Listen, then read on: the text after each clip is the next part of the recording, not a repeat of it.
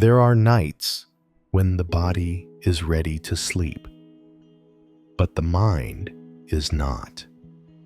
Not because it is excited, not because it is inspired, but because it is tired. Tired of thinking, tired of remembering, tired of carrying things that were never meant to be carried this long. If that feels familiar tonight, you are in the right place. You don't need to relax. You don't need to calm down. You don't need to make the mind quiet. A tired mind does not need fixing. It needs permission to stop trying. So for now, let go of the day. Not all at once, just a little. You don't need to replay conversations. You don't need to solve tomorrow. Nothing important will be lost if you rest. In Buddhism, there is a quiet understanding.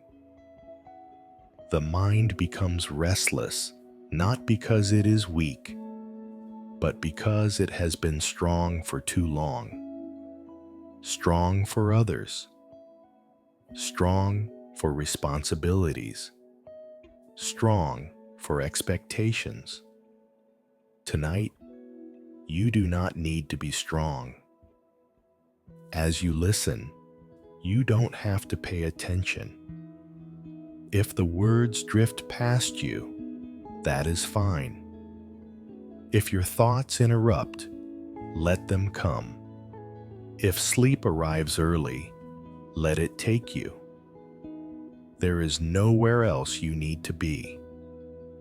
Notice the weight of your body where it touches the bed. The support beneath you is already doing the work. Your breath is already breathing. You don't have to guide it. You don't have to slow it down. Just let it be. Tonight's stories are not meant to teach you lessons. They are meant to sit beside you while the mind slowly sets down what it has been holding. We begin with a story about someone who believed rest would come after everything was understood, and discovered that rest comes when understanding is no longer required. So allow the eyes to soften.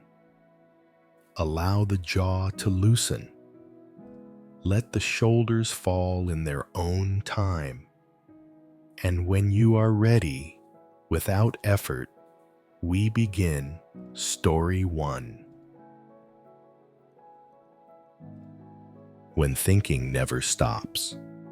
There was a man named Rowan who was known for thinking carefully, too carefully. Before he spoke, he rehearsed his words. Before he rested, he reviewed his day. Before he slept, he tried to understand why sleep had not yet arrived. Rowan believed that if he could just think clearly enough, everything would settle. But night after night, his mind kept moving. Not fast, not chaotic, just endlessly. Thoughts lined up politely, one after another.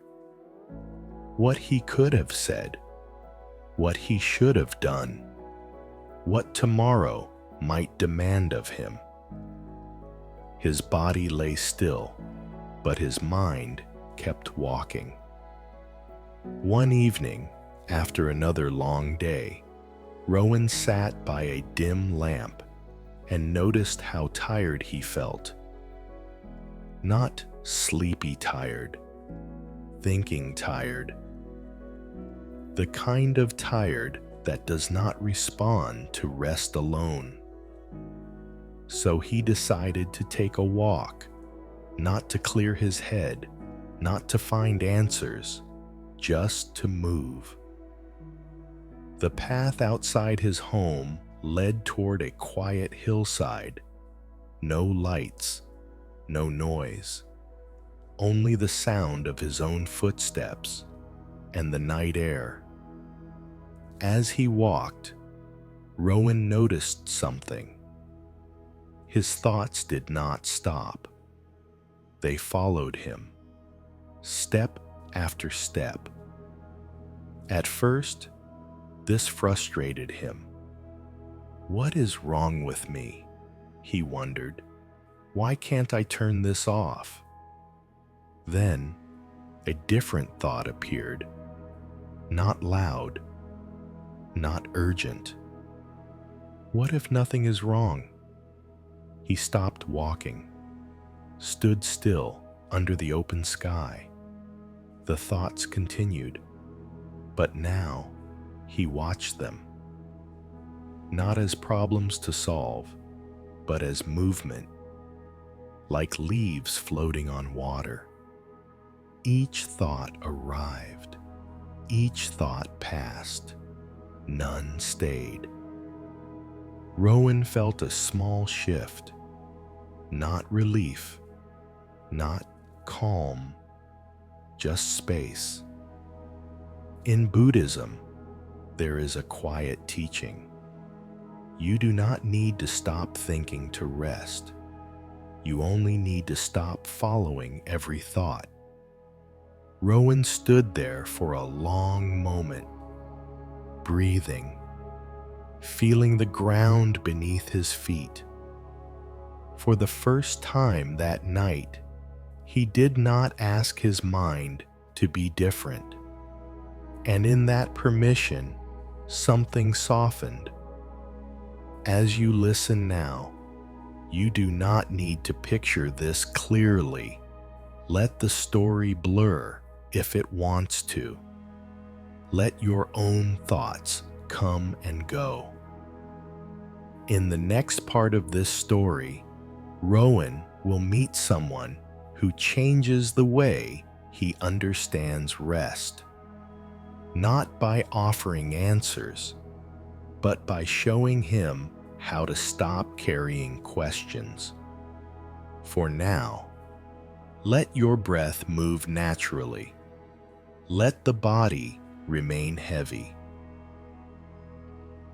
Rowan continued walking, but now he was no longer trying to get anywhere. The hillside opened into a small clearing.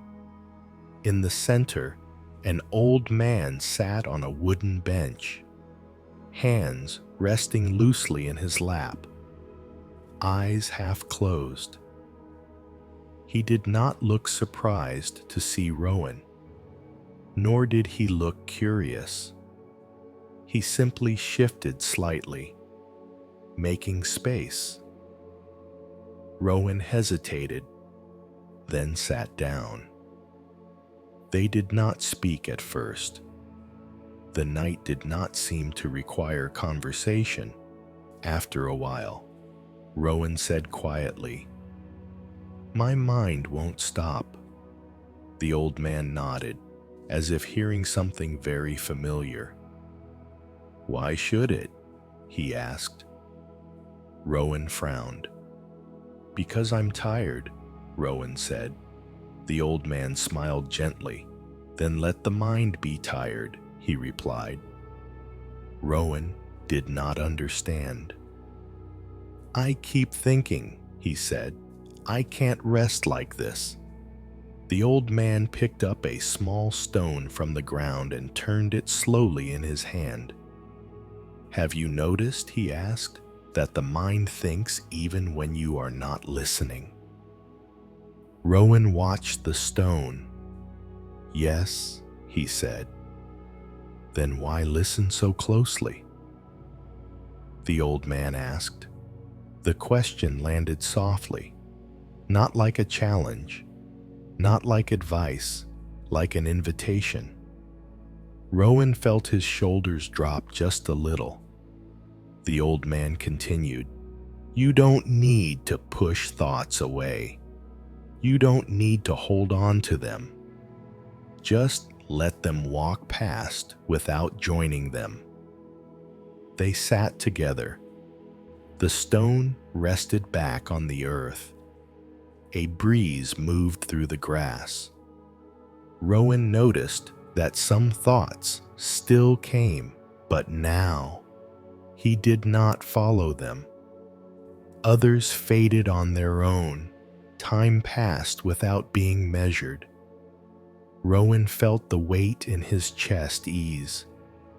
Not disappear, just lighten. As you listen now, you may notice moments where nothing is happening. Let those moments be long. You do not need to stay awake for this story. In the next part, Rowan will discover what happens when the mind is allowed to be tired without being judged. For now, rest where you are. The old man did not offer any more words. He did not need to. Rowan noticed how rare that felt. To sit with someone who did not try to fix him, who did not explain his mind, who did not ask him to be different. The night grew cooler. Rowan wrapped his arms loosely around himself and breathed. Thoughts still appeared, but now they felt less personal, like weather passing through. A memory, a plan, a question. Each one arrived, paused, and left. Rowan realized something quietly. The mind does not rest by becoming silent. It rests by being allowed. He felt the tiredness fully now, not the heavy kind, the honest kind, the kind that signals it is safe to stop. His eyes grew heavy. The old man stood slowly and nodded. Rest will come, he said, when you stop asking why it hasn't. Then he walked away without waiting for a response. Rowan remained seated for a little longer. Then he lay back on the cool grass. He did not worry about falling asleep. He did not track his breath. He simply rested inside the night. As you listen now, you may feel yourself drifting. If the story fades, let it. In the final part of this story, Rowan will return home and discover that sleep arrives not through effort, but through permission. For now, there is nothing to do. Rowan did not remember when he stood up from the grass.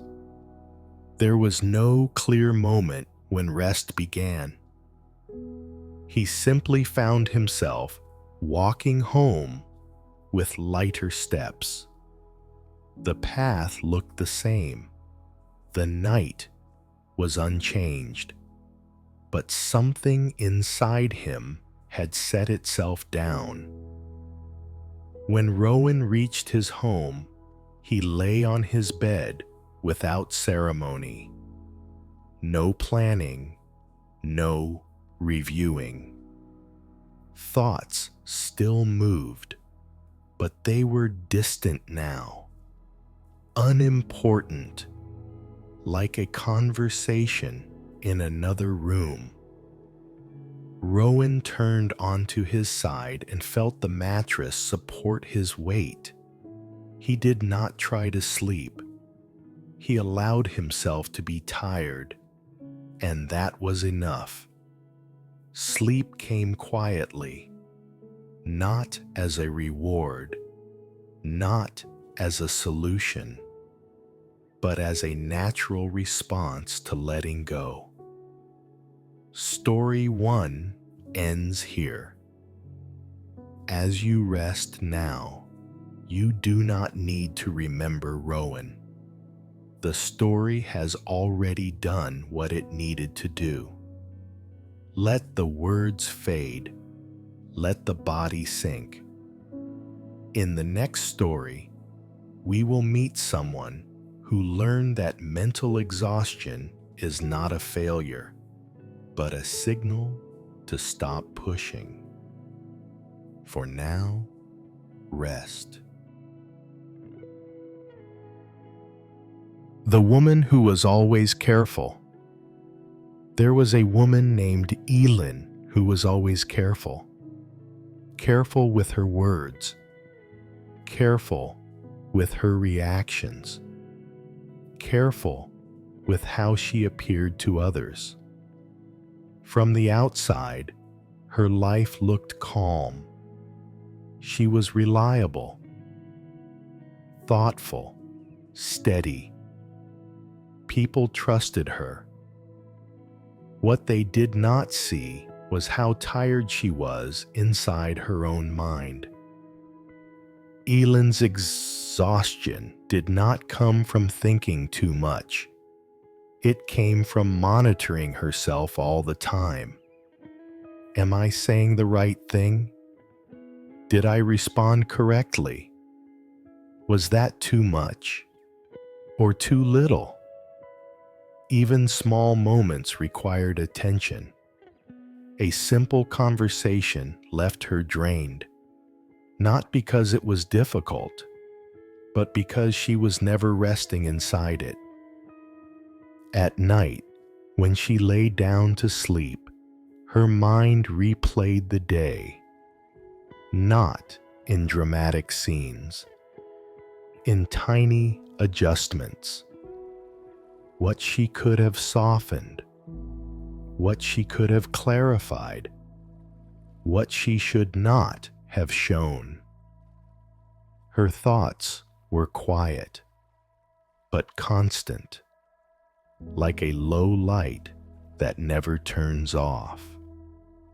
One evening, after another long day, Elin realized something unsettling. She wasn't sleepy. She was done. Done with holding herself together. She sat on the edge of her bed and placed her hands in her lap.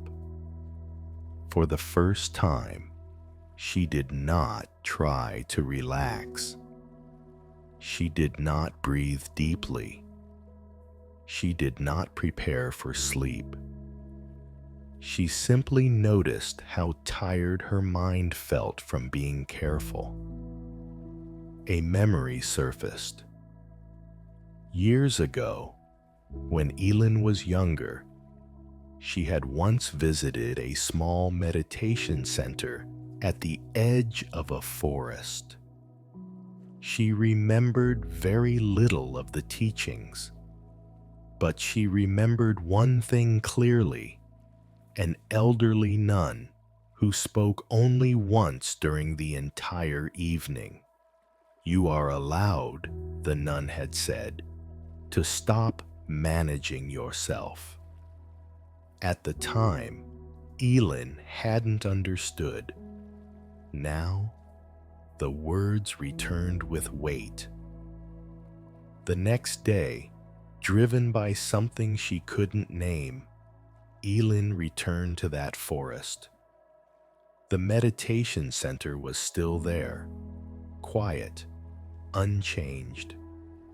She walked slowly, feeling the gravel under her feet, the cool air on her skin. Inside, the same nun sat near a window. Older now, but just as still. Elin bowed slightly and sat down. "I'm tired," Elin said. The nun nodded. "Of what?" she asked. Elin opened her mouth, then closed it. She had never named it before. "Of being correct," she finally said. The nun smiled. "That is a heavy job," she replied.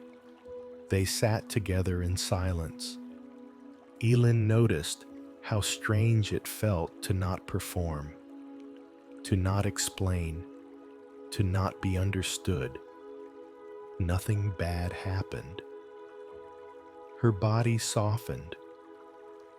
In Buddhism, there is a quiet teaching. Much of our suffering comes not from thoughts, but from the effort to manage who we are inside those thoughts.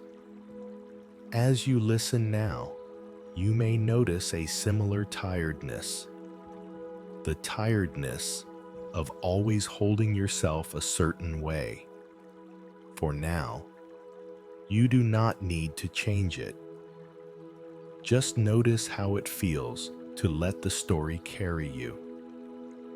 In the next part of this story, Elin will learn what happens when she stops correcting herself, even for a few moments. For now, let the breath be natural. Let the body remain heavy. The nun did not begin with instructions. She did not correct Elin's posture. She did not guide her breathing. They simply sat. At first, Elin felt uncomfortable. Without conversation, she became aware of how much effort she usually put into being present. Even sitting quietly, there was a subtle tension. Her back straightened a little too much. Her hands rested too deliberately. She noticed the urge to do this correctly. The nun seemed to notice as well. "You can lean," she said softly. Elin hesitated, then allowed her spine to curve slightly. The relief was immediate, not dramatic, but real. "You don't need to hold yourself," the nun continued. "The floor is doing that already." Elin felt tears rise unexpectedly. Not sadness, recognition. How long had she been holding herself up when support was already there? They sat for a long time. The silence was not empty. It was forgiving. Thoughts appeared in Elin's mind. She noticed them the way one notices birds moving through the sky. A thought about work. A thought about how long she should stay. A thought about whether she was doing this right. Each one passed when it was not fed. The nun spoke again. "Carefulness begins as kindness," she said. "But when it is never allowed to rest, it becomes exhaustion." Elin felt the truth of this in her chest. She had learned to be careful to avoid harm, to avoid conflict, to avoid being too much or not enough. But she had never learned how to stop. "Tonight," the nun said, "do not try to be gentle. Just be honest." They practiced something simple, not a technique, an experiment. For a few breaths, Elin was invited to notice the places in her body that were still bracing: the jaw, the stomach, the space behind the eyes. She did not relax them. She only noticed. Then the nun asked quietly, "What happens if you stop adjusting?" Elin let her face remain as it was. Let her breath be uneven. Let her posture be imperfect. Nothing collapsed. The world did not end. The silence remained kind. For the first time in years, Elin felt what it was like to be unedited. The tiredness shifted. It became heavier, but softer. The kind of tiredness that leads to sleep. As you listen now, you may notice similar places in your own body, areas that are still trying. You don't need to release them. Just stop correcting them. In the next part of this story, Elin will return home and face the night again, but this time without monitoring herself. For now, let the words slow. Let the body remain supported. That night, Elin returned home without feeling the need to hold the day together. She did not replay conversations. She did not prepare explanations. She moved slowly, as if the world had finally given her permission to take her time. When she lay down, the familiar urge returned. The urge to check herself. Was her body positioned correctly? Was her breathing too shallow? Was she relaxing enough? For a moment, the habit tightened. Then she remembered the nun's words. Do not try to be gentle, just be honest. Elin let her body lie exactly as it was. One shoulder higher than the other. One leg slightly bent, breath uneven. She did not fix it. At first, the mind resisted. Small thoughts tried to take control. You should turn over. You should slow the breath. You should be sleeping by now. Elin noticed them and did nothing. The thoughts grew tired before she did. Something unexpected happened. The silence felt wider, not empty, spacious, like a room with nothing to perform in. Her mind began to slow on its own, not because she asked it to, but because it no longer had a role to play. In Buddhism, this is understood quietly. The mind rests when it is no longer employed. Elin felt the tiredness deepen. This time it did not feel like collapse. It felt like coming home after a long day of standing. She drifted in and out, sometimes aware of the bed, sometimes not. There was no struggle to stay asleep. No panic when wakefulness returned. Each time awareness surfaced, it was met with the same openness. Nothing to correct, nothing to manage. At some point, sleep took over completely. Not abruptly, not dramatically. Like a lamp dimming until the light is simply gone. In the days that followed, Elin noticed subtle changes. She still spoke carefully, but not constantly. She still considered others, but not at her own expense. And at night, When the mind grew tired, she no longer took it as a failure. She recognized it as a signal to stop holding herself together. As you listen now, your own mind may feel tired. Let that be okay. You do not need to improve this moment.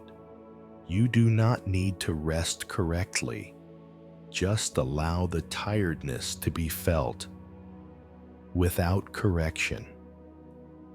In the next and final part of this story, Elin will realize that carefulness was never the problem, only the belief that it could never be set down.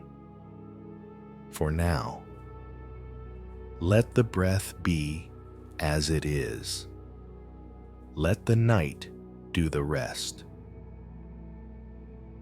Elin did not suddenly change. There was no moment when carefulness disappeared. She still noticed herself before speaking, still felt the habit of adjusting. But now, there was space around it, like holding something with an open hand instead of a clenched fist. One evening, weeks later, Elin sat quietly at home as the sky darkened. She realized how different the night felt. Not lighter, not happier, just less demanding. Her mind still produced thoughts, but they no longer asked to be handled immediately. Some could wait, some could pass, some did not matter at all. She lay down to sleep without preparation. No checklist, no inner supervisor. Her body settled in its own way, and when the familiar tiredness came, she did not push against it. She welcomed it, not as weakness, but as wisdom. The wisdom of knowing when to stop carrying. In Buddhism, this is sometimes called right effort. Not doing less, but doing only what is necessary. Elin understood in that being careful had once protected her, but rest required something else: trust. Trust that nothing bad would happen if she stopped managing herself. That night, sleep came easily, and on nights when it did not, she rested anyway. That was enough. Story 2 ends here. Not with a solution, but with permission. As you rest now, you do not need to remember Elin. If any part of her story felt familiar, let that familiarity soften you. The tired mind does not need answers. It needs kindness. In the next story, we will meet someone who believed responsibility could never be put down, and discovered that the world continues even when we rest.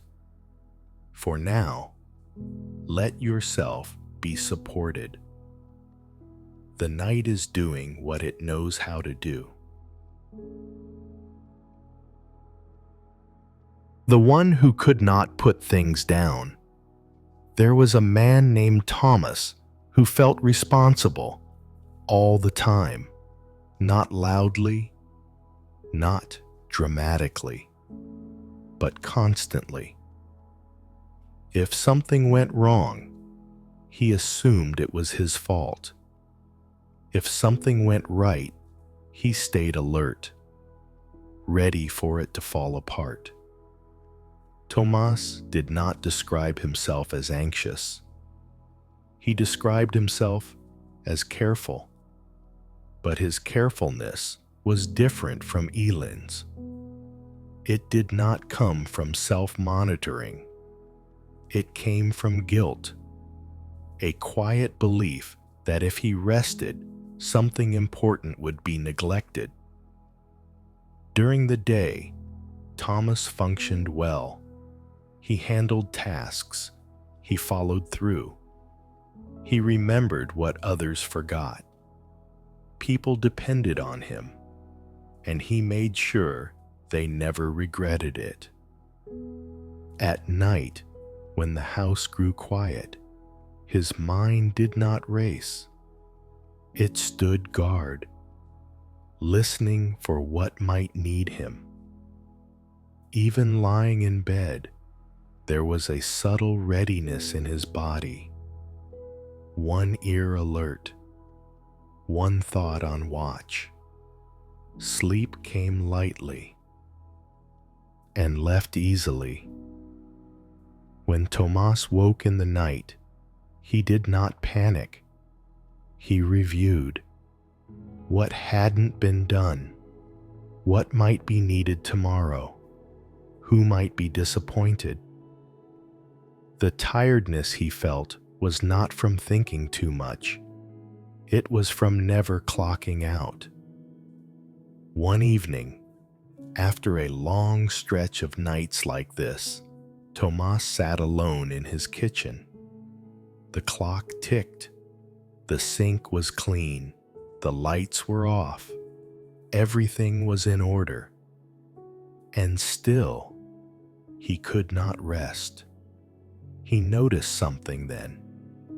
Even with nothing left to do, his body remained tense, as if responsibility were not an action, but a posture. He placed his hands on the table and leaned forward slightly. For the first time, he asked himself a question he had never asked before. What would happen if I stopped holding this together for one night? The question frightened him, not because he imagined disaster, but because he realized he had never tested it. The next day, Thomas went for a long walk beyond the edge of town. The path led to an old monastery where a single bell hung near the entrance. It was not a place people visited often. Inside, a monk was sweeping slowly, each movement deliberate, unhurried. Tomas waited. The monk finished sweeping and looked up. "You look tired," he said. Tomas nodded. "I don't know how to stop," he replied. The monk leaned the broom against the wall. "Stop what?" he asked. "Being responsible," Toma said. The monk smiled gently. "That is not something you stop," he said. "It is something you set down." They sat together on a wooden bench. Thomas felt the familiar urge to explain himself. He resisted it. The monk spoke again. "Responsibility," he said, "is useful during the day. But at night, it becomes a burden no one asked you to carry." Thomas felt those words land deeply. He had been carrying things long after they were needed. As you listen now, you may recognize this tiredness. The tiredness of always being the one who remembers, who holds, who stays alert. For now, you do not need to solve it. Just notice how the body feels when nothing is required in this moment.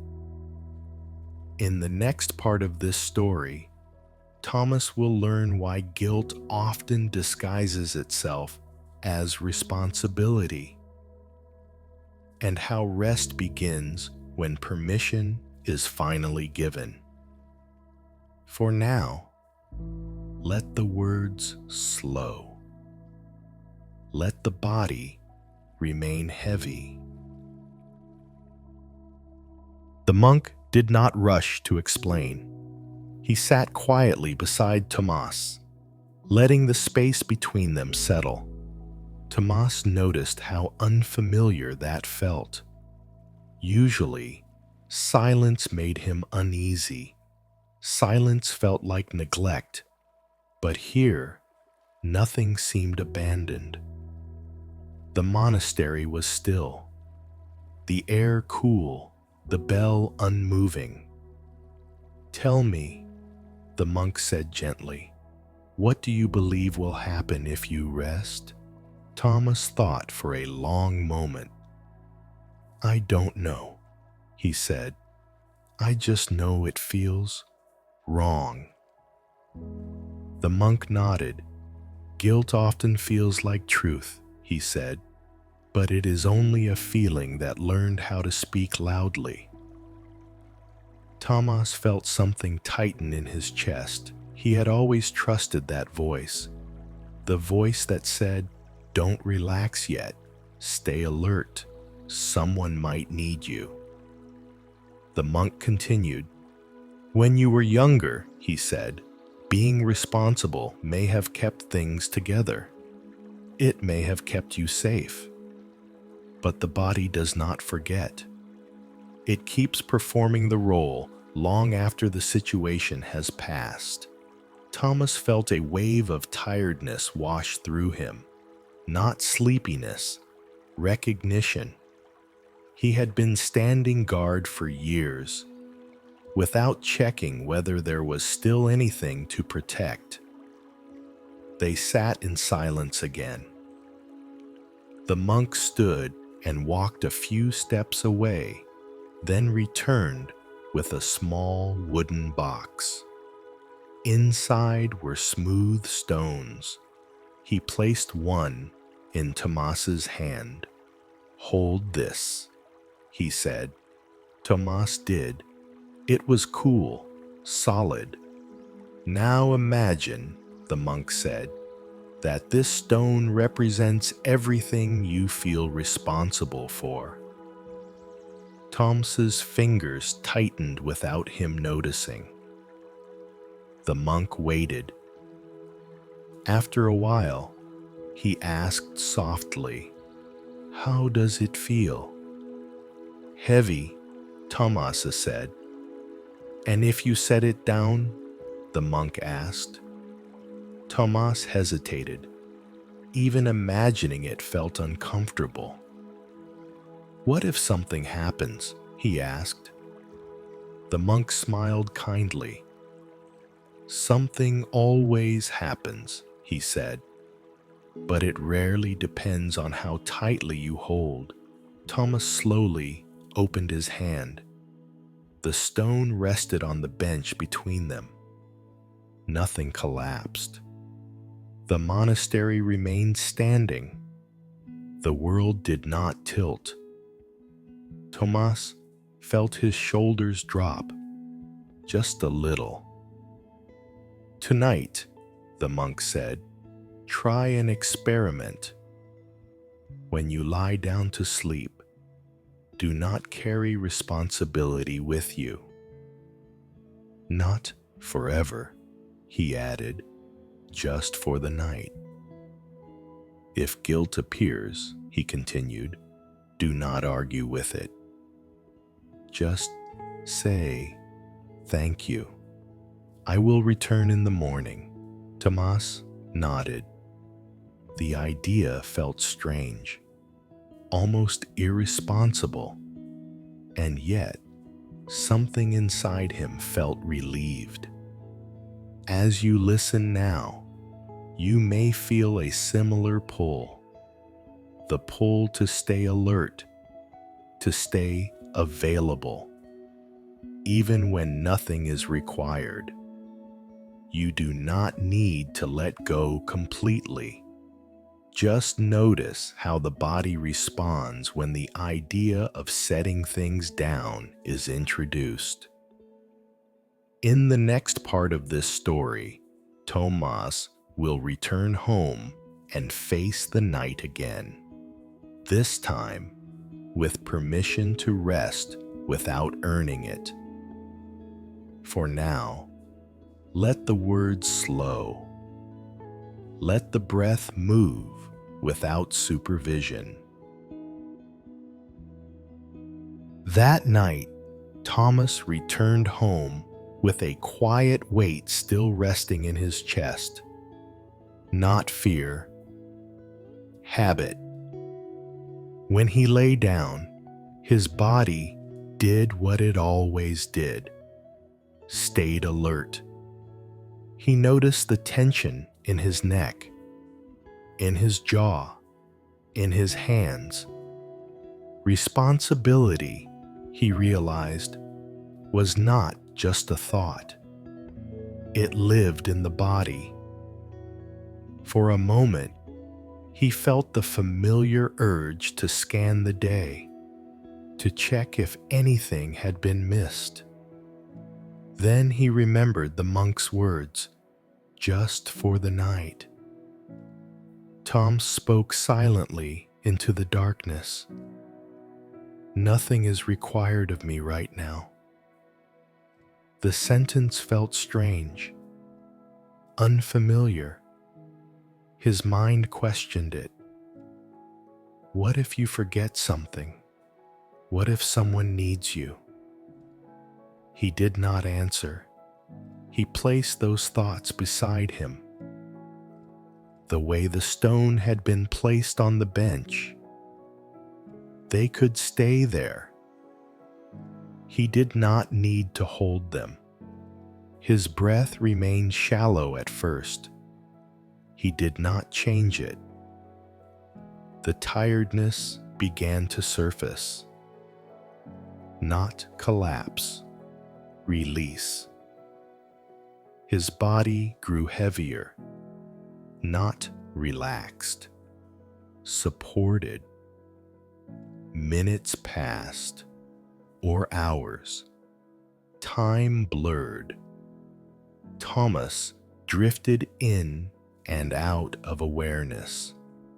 Each time he noticed himself awake, he repeated the same sentence.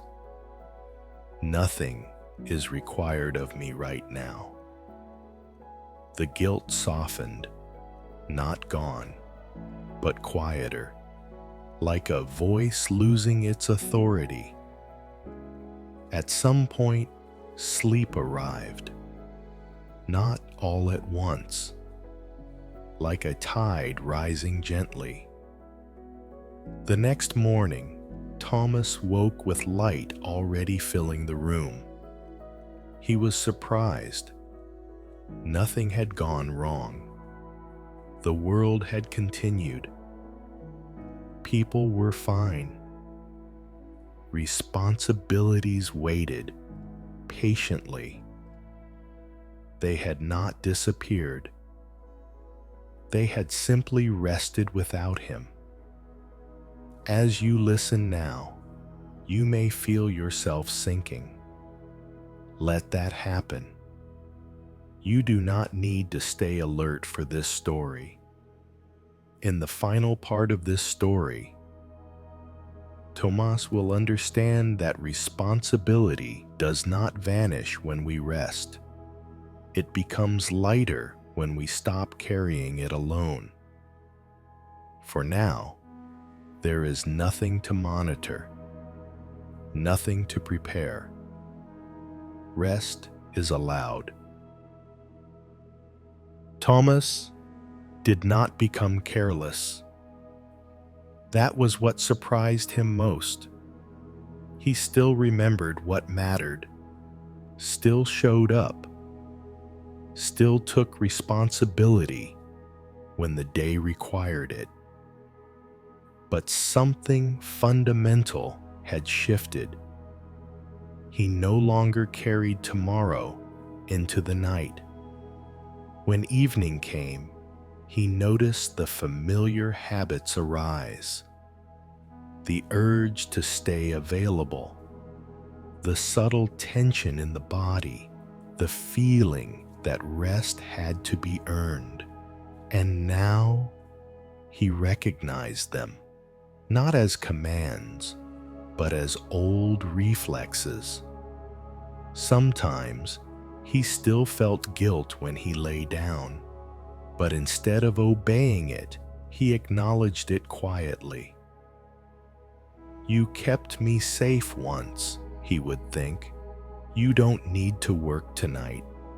The guilt did not disappear immediately, but it softened when it was no longer feared. Night after night, Thomas practiced setting things down. Not perfectly, not completely, just enough.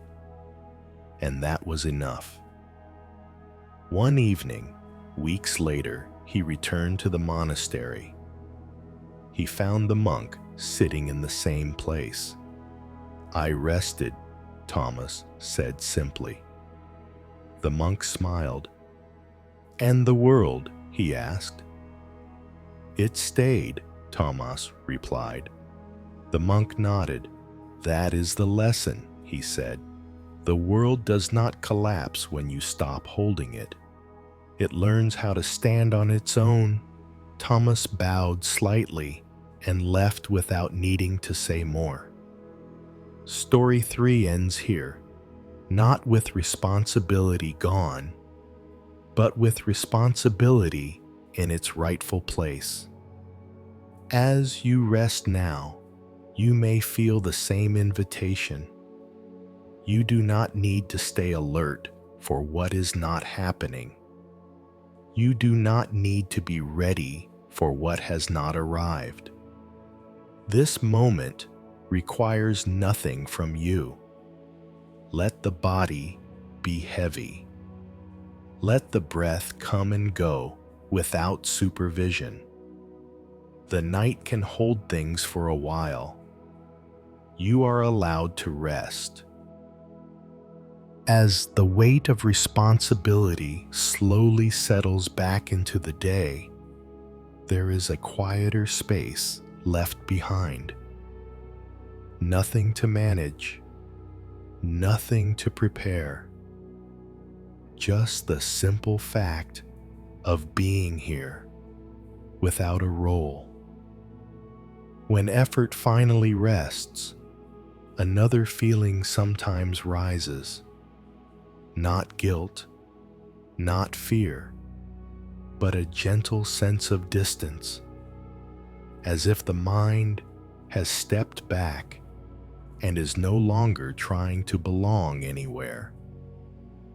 This is where the next story begins. A story about someone who discovered that exhaustion does not always come from doing too much, but from trying to be someone all the time. Let the breath soften. Let the body remain heavy. And now we drift into story 4. The man who was never off. There was a man named Julian who was never fully off.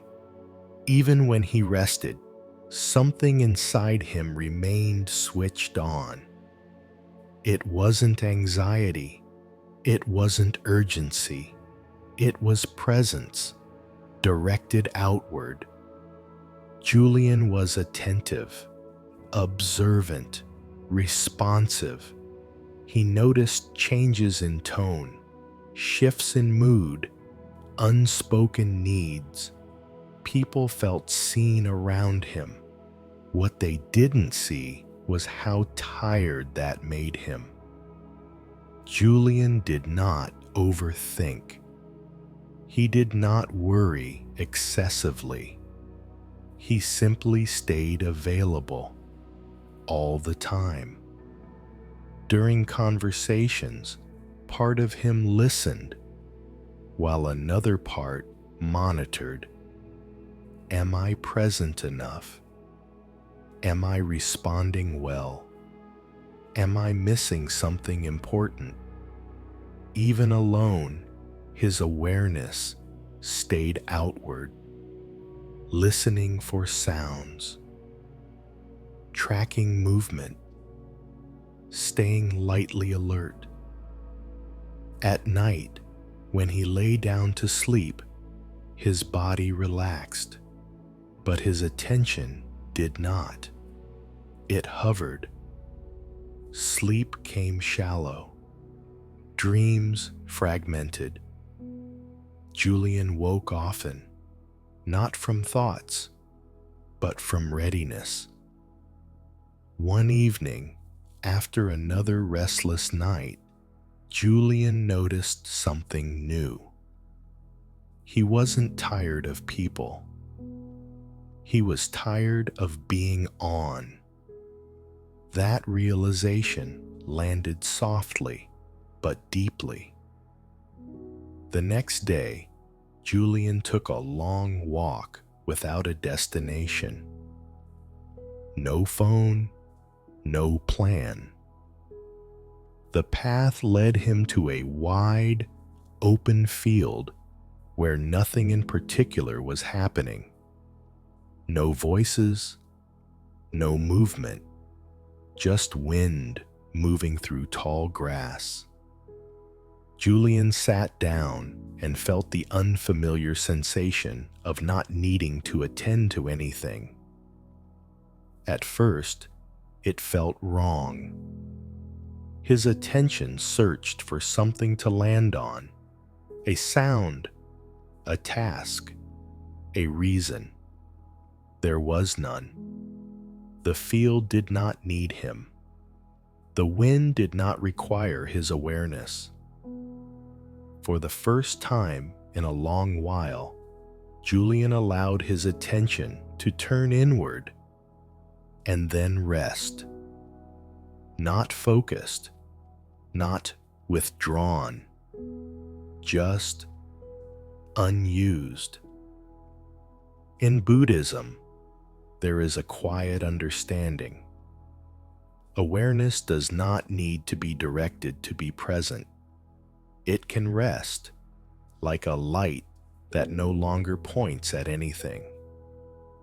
Julian felt his chest soften, his breathing deepen.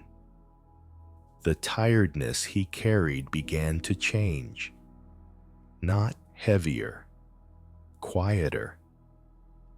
As you listen now, you may notice a similar feeling, the tiredness of always being aware, always tuned in. For now, you don't need to pull your attention anywhere. Let it rest. In the next part of this story, Julian will learn what happens when awareness is allowed to turn off without disappearing. For now, stay where you are or drift. Both are welcome here. Julian stayed in the field longer than he expected, not because he was thinking, not because he was waiting, but because there was nothing pulling him away.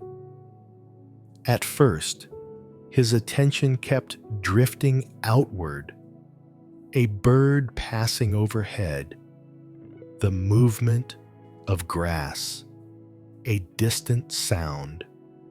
Each time, his awareness followed, out of habit.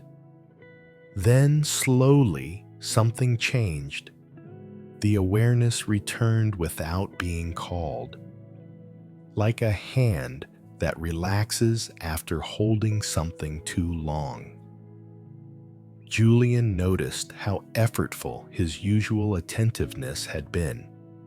Not dramatic effort, quiet effort, the effort of being ready.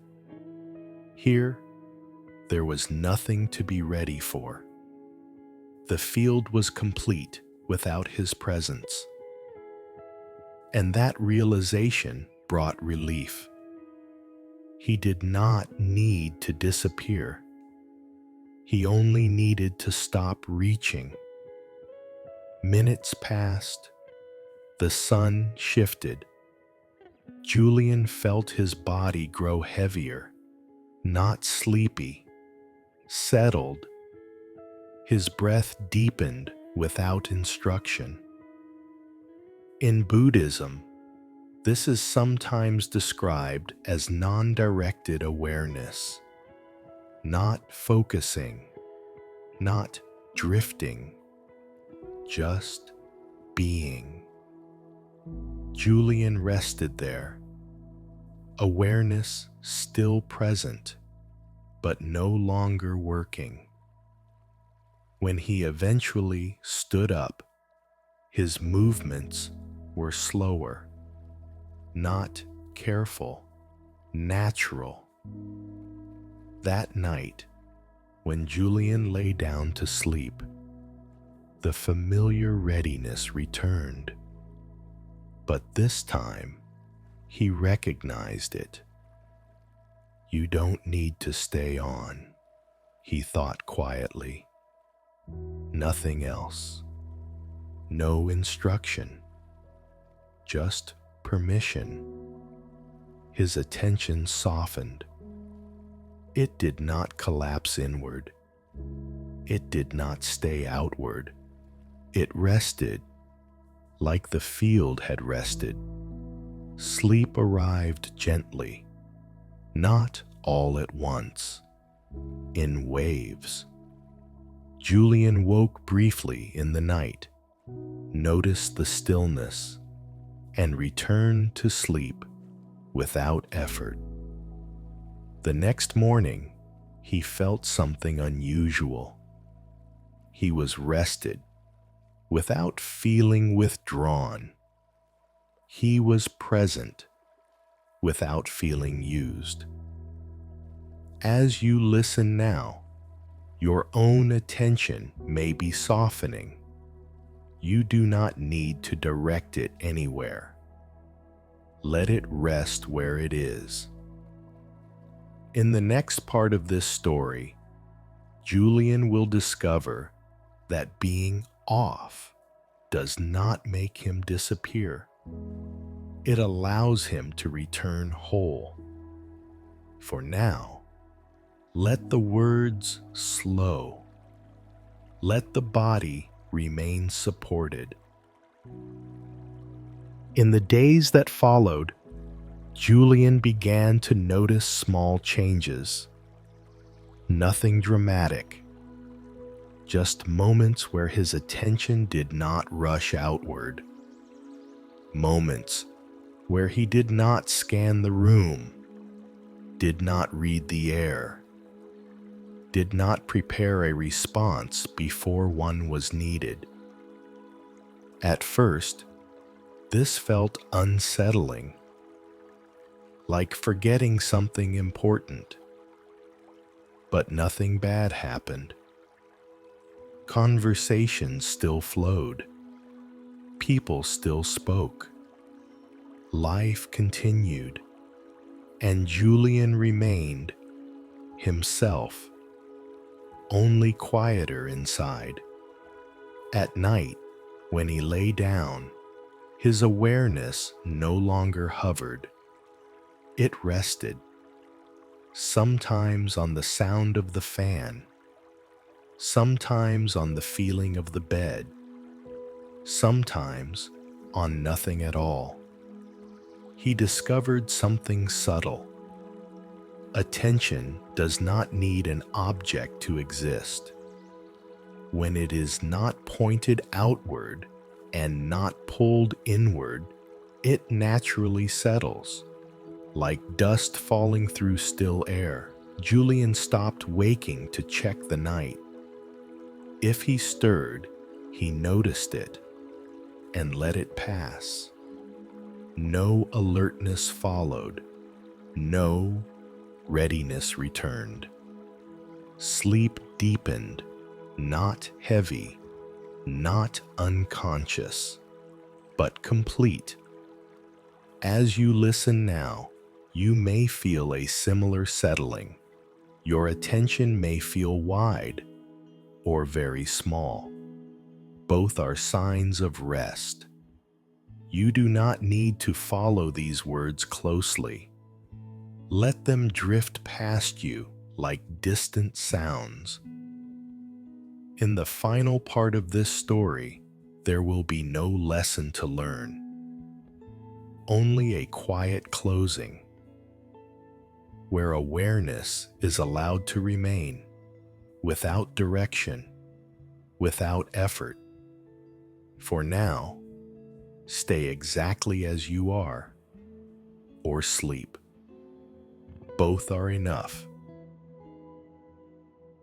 Julian never made a decision to live differently. There was no rule he followed, no reminder he repeated.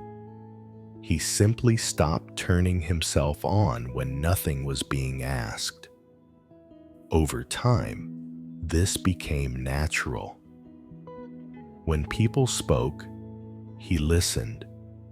When they were silent, he did not fill the space. When night came, he did not remain alert for its movements. He rested inside it. Awareness stayed, but it no longer worked. And because it no longer worked, it no longer tired him. Julian learned something quiet. Being on is not the same as being alive. Presence does not require effort when it is allowed to rest. Story 4 ends here, not with change, but with ease. As you lie here now, your own attention may feel soft, wide, or barely noticeable. That is not something to correct. It is a sign that nothing is being demanded. Let it remain that way. When attention no longer needs to go anywhere, something else becomes clear.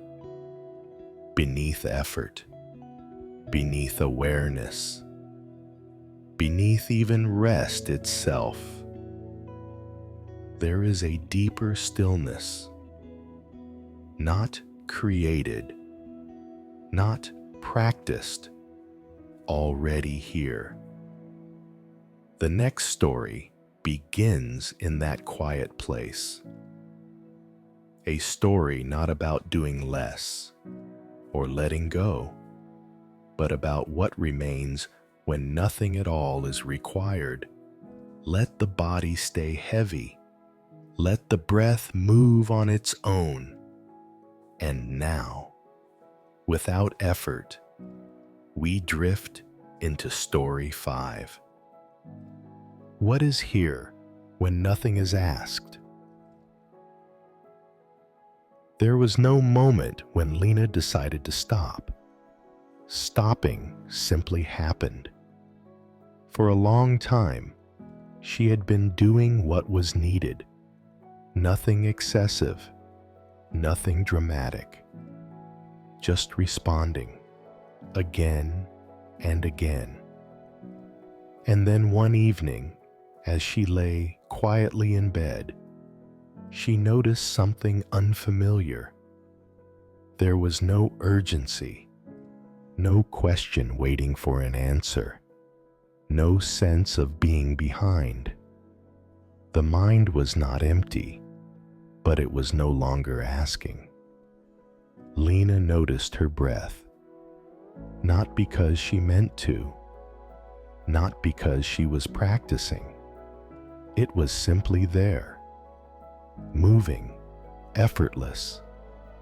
In Buddhism, there is a gentle pointing. When nothing is required, what remains is already complete.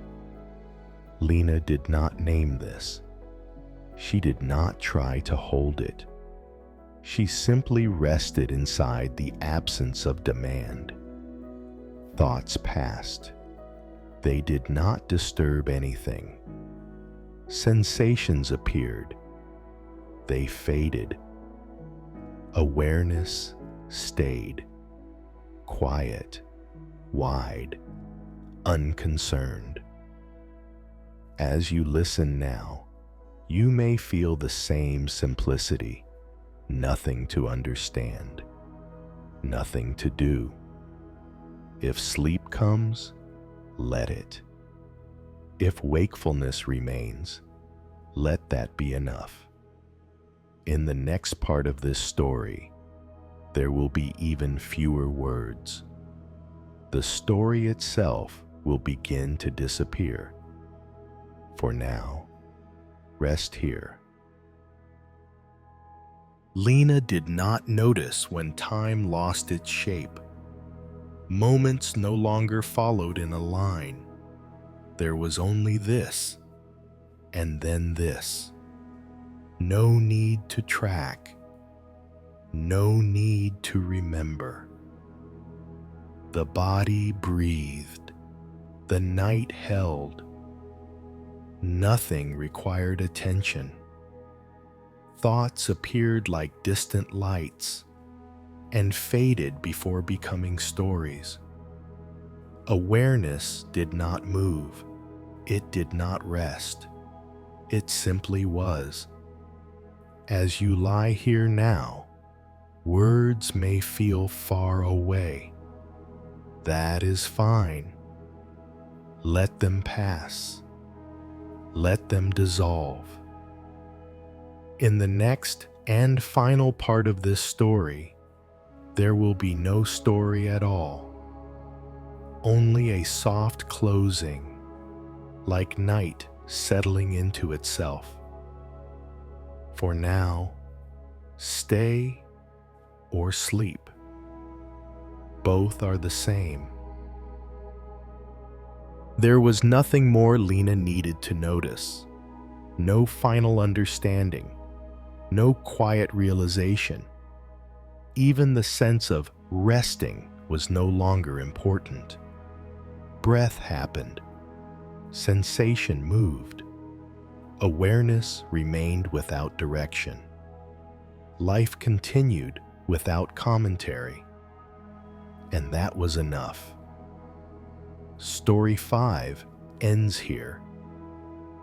Not because something is complete, but because nothing is missing. Let the words fall away now. They are no longer needed. When stories fade, something gentler takes their place. No voice to follow, no meaning to hold, just the steady presence of this moment. There is nowhere else to go. Nothing else to understand. And now, we simply rest. You do not need to listen anymore. Let the sound of the voice become distant, like wind moving far away.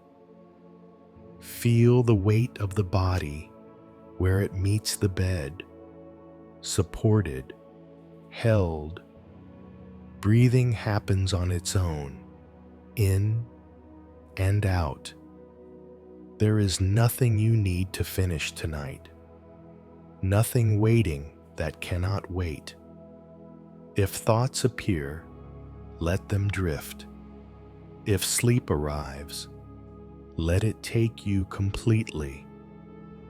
And if you are already asleep, there is nothing to change. The night is doing what it knows how to do. You are safe to rest. Good night.